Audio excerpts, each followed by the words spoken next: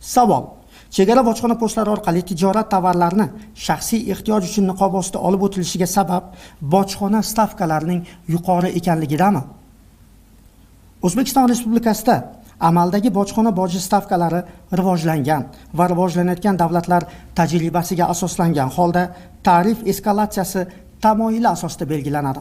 Ya'ni xom ashyoga 0% dan 5% gacha, yarim tayyor mahsulotga 5% dan 10% gacha, tayyor mahsulotga esa 10% dan yuqori.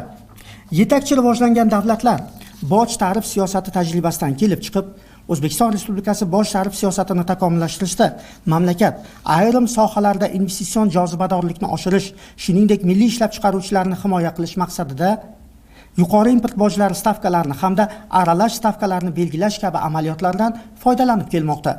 Shunday bo'lsa-da, bugungi kunda O'zbekiston Respublikasining boj stavkalarining o'rtacha arifmetik qiymati 8% ni tashkil etadi. Vaholanki bu qiymat 2017-yilga qadar 15.4% ni tashkil qilardi.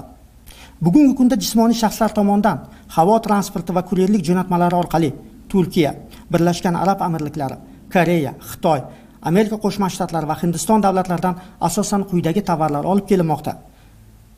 Uyali aloqa vositalari, import boji stavkalari 5%, planshetlar, noutbuklar uchun esa 0%, elektron qo'l soatlari 5%, o'yin konsollari 15%, havo tozalagichlar 10%, ayollar kiyim-kechaklari 20% dan yoki donasiga 2-4 AQSh dollari, bolalar kiyim-kechaklari 10%, dori vositalari 2%, zargarlik buyumlari 20%, parfyumeriya vositalari demak 30% yoki kilogrammiga 2,5 AQSh dollardan, biologik faol qo'shimchalar esa 30%.